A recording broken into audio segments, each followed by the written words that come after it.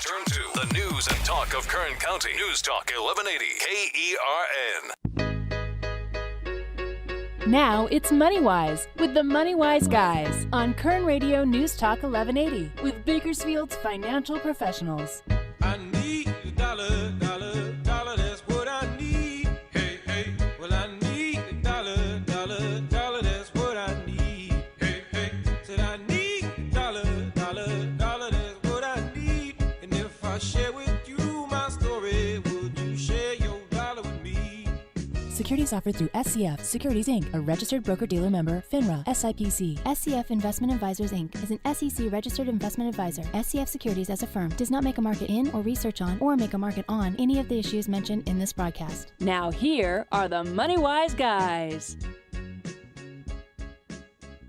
That's right, we're back. Time is 11:06. We're the Moneywise Guys in the padded radio room off Stockdale Highway. I'm Garrow Ellis. Shared Waits in the house, as well as Chris Pelster. Kyle Jones from the law offices of Kyle Jones will be joining us at the bottom of the hour, but we've got a great guest joining us, Lloyd Chapman, president of the American Small Business League. Going to have a great conversation with him, but as we normally do at the top of the hour, we got to throw out the market information, market news. And unless you've had your head in the sand, you know that the government began a October 1st shutdown. First shutdown in 17 years. It placed about 800,000 federal employees on unpaid leave and closing some services, and that ongoing talk and the debates are heated up over the weekend.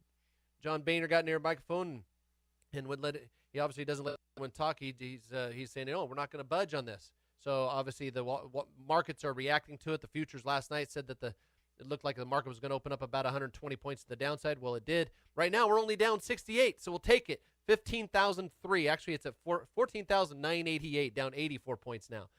That's some volatility over the last 10 minutes. NASDAQ down 21. SP 500 down 7 points, 0.4% to 1,683. We have oil, black gold, Texas tea down 39 cents to $103.45. That's 0.4%. 10-year bond yield ticking down in yield to 2.62. That means they're buying into the 10-year bond. So we have bonds going up, stocks going down. Well, what about hillbilly gold? That's silver. Silver's up 54 cents, 2.5% advance there to $22.29. Let's look at precious. Precious gold up $12.20, 0.9% advance to 1,322. All right, without further ado, let's bring on Lloyd Chapman, president of the American Small Business League. You know, he's been around for more than 20 years. He's worked to protect the interest of our nation's 27 million small businesses. You know, and that's very, very, very important. That's why Mr. Chapman founded the American Small Business League with a goal of stopping the diversion of federal small contracts to large corporations. And that's why we're going to have him on the show to kind of educate us on that. You know, small businesses are America's job creators. You know how we, in the Moneywise radio room, love small business. And we want to do everything we can to protect that, especially on the jobs front. That's essential to what we believe our nation's economic prosperity. And we need to ensure that, you know, the government does everything it can to protect that. So let's bring on, without further ado, Mr. Lloyd Chapman. Ladies and gentlemen, put your hands together. How you doing, Lloyd? I'm doing great. How you guys doing? We're doing fantastic, my brother. You know, it's very intriguing. You know, we're having you on the show today to talk about the number of Fortune 500 companies that received small business contracts. Okay, let me repeat that. Fortune 500 companies that received small business contracts in 2012, 2013. And let's talk about that, Mr. Chapman. You know, through a Freedom of Information Act request that you sent to the Small Business Administration, you were able to obtain some of this data. Can you talk about this? Sure. So federal law says that 23% of all government contracts should go to small businesses. That is the largest economic stimulus program for the middle class in U.S. history. It should be well over $100 billion a year going in the middle class. But every year for about a decade, most of that money goes to Fortune 500 firms and even some of the biggest companies in Europe like Rolls-Royce and British Aerospace and Finmeccanica. And we found out just last week that last year 235 Fortune 500 firms got federal small business contracts. Now, the reason people should care is this is, without question, the largest economic stimulus program for the middle class in the history of America. And it's been completely hijacked by these big corporations. What really concerns me is it looks to me like they're going to try to close the SB completely to cover up this fraud. And it is fraud. People go to my channel on YouTube and watch some of the videos about this. And I'll have to say that I've been doing this 20 years, and I am just sort of dumbstruck that it's still going on. Now, let me repeat what you said.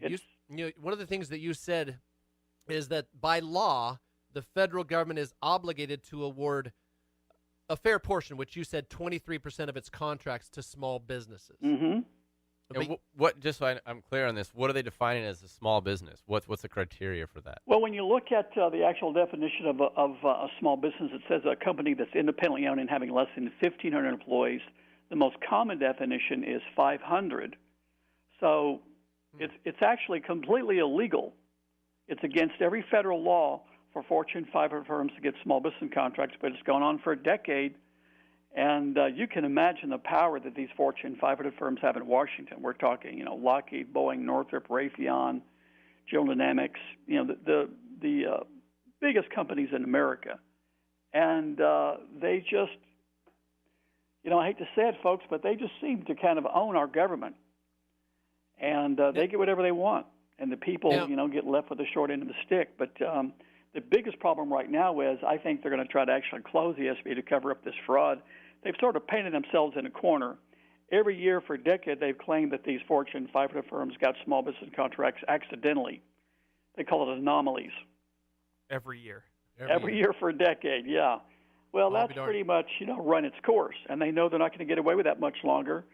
So they're going to try to close the SBA.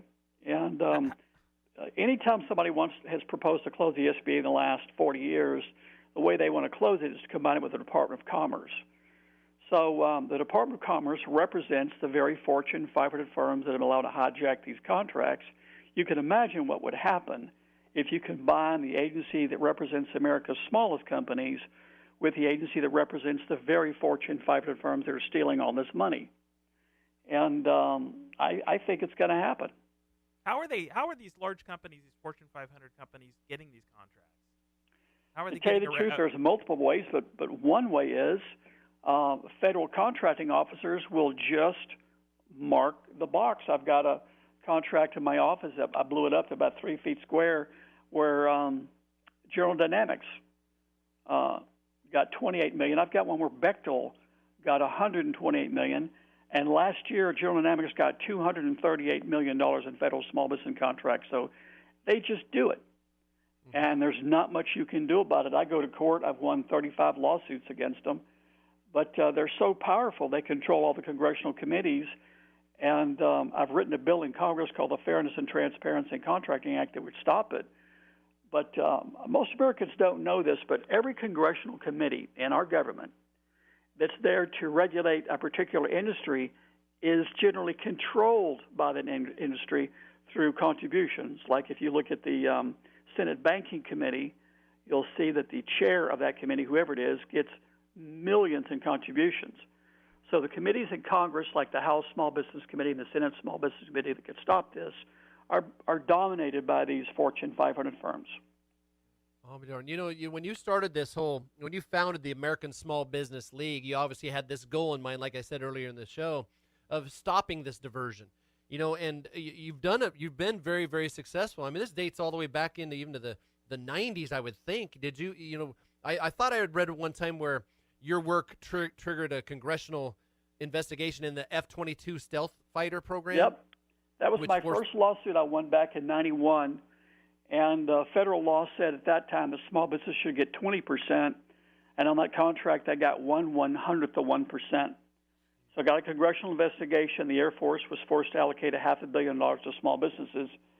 And I've been doing it ever since. But, it's pretty tough for a small business group to take on, Lockheed, Boeing, and Northrop and all these big corporations. But people should, call their congressmen and call their senators and let them know that they're against any effort to close the Small Business Administration. What they're going to do, by the way, is they're going to close the SBA and call it streamlining government.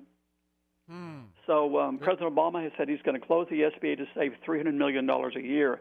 Now, to most people, that sounds like a lot of money.